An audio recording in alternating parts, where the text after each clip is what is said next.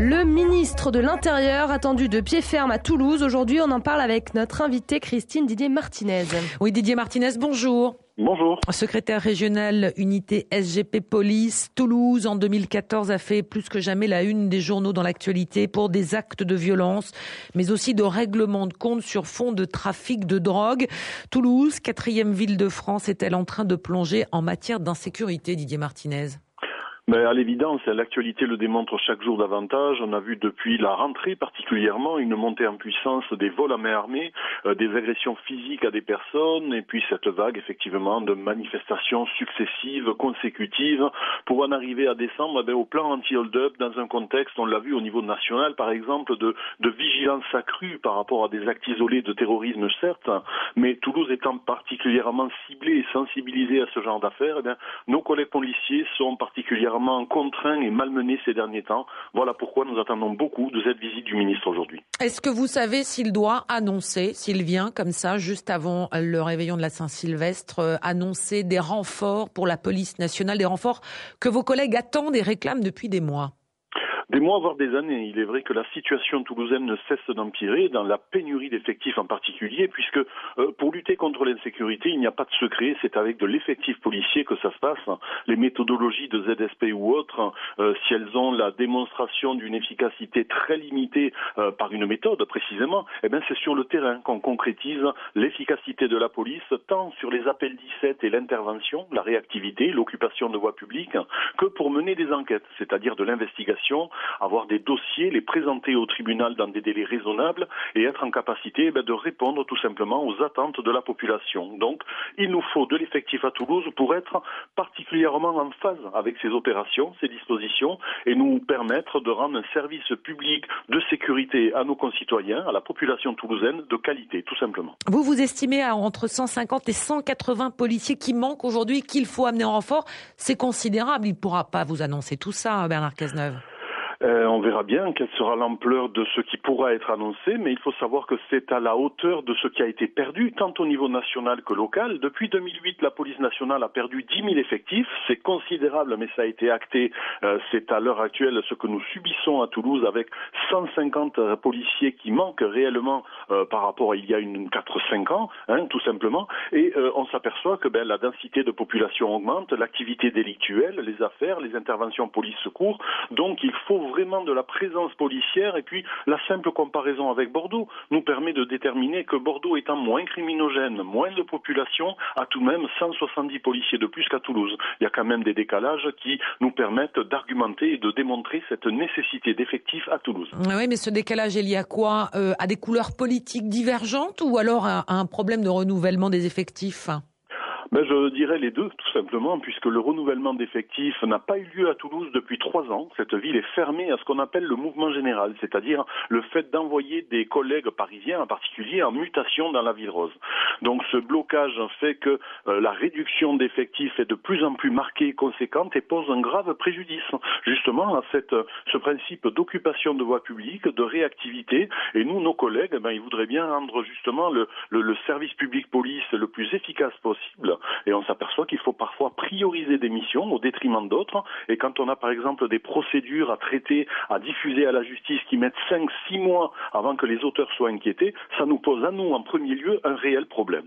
Alors la ville a aussi décidé, la nouvelle municipalité, d'armer ses policiers municipaux, d'augmenter d'ailleurs les effectifs des policiers municipaux, tout comme le nombre de caméras de surveillance.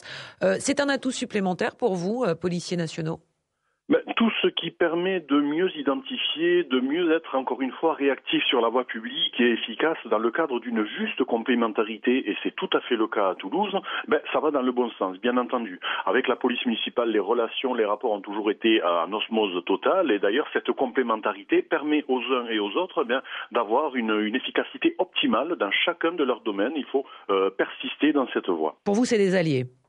Absolument, ce sont des alliés de qualité et qui, vous savez, dans cette lutte difficile contre l'insécurité, surtout lorsqu'elle grandit dans une ville comme Toulouse, il ne faut rien négliger, ni les caméras de surveillance qui, on le rappelle, elles permettent d'identifier les auteurs ou d'intervenir lorsqu'en flagrant délit on observe une scène.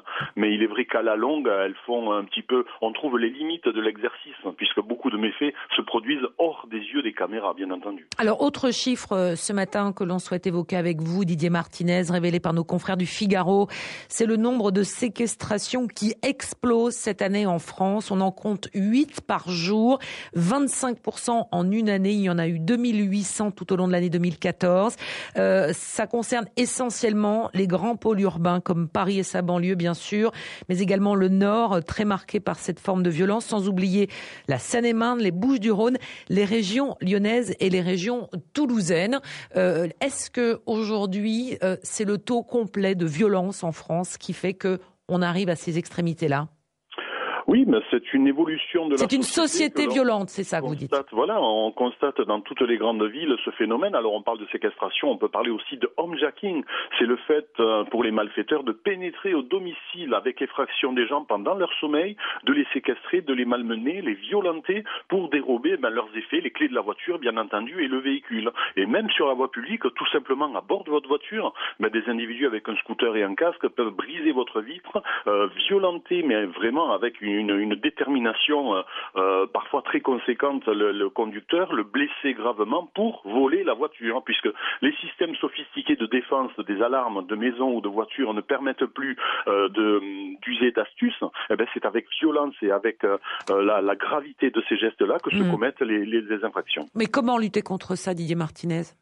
Alors la première, c'est d'avoir justement suffisamment d'effectifs sur le terrain pour mettre hors d'état de nuire les malfaisants. Mais bien entendu, je crois qu'une fois qu'ils sont interceptés, remis à la justice, le plus gros des soucis des policiers à l'heure actuelle, c'est d'avoir toutes ces contraintes, ces difficultés, ces entraves à leur action et à la présentation des individus, et de constater souvent très amèrement que les sanctions ne sont vraiment pas à la hauteur des actes qui ont été commis. Oui.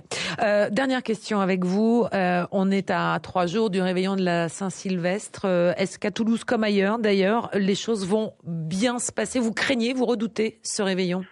Vous savez, c'est des nuits particulièrement sensibles, tout simplement. La fête de la musique, la nuit de la Saint-Sylvestre. Alors, on mobilise les effectifs policiers. Vous voyez, des semaines durant, des week-ends durant, ils ont été rappelés, mobilisés sur le terrain. Et bien là, c'est une des nuits où la plupart de nos collègues seront présents, seront sollicités, et tout sera mis en œuvre, bien entendu, pour que les choses se passent le mieux possible. Voilà, donc sur le pont, toute la police nationale à Toulouse. Alors, on est à l'heure des vœux. Didier Martinez, que peut-on vous souhaiter pour 2015 ?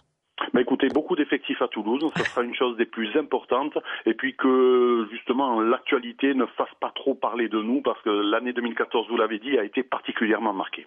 Didier Martinez, secrétaire général unité SGP Police Midi-Pyrénées, vous étiez notre invité ce matin sur Sud Radio, et j'ajoute donc la venue de Bernard Cazeneuve à partir de 14h cet après-midi à Toulouse, des annonces sans doute aux alentours de 15h, et ce sera à vivre bien sûr dans l'info Sud.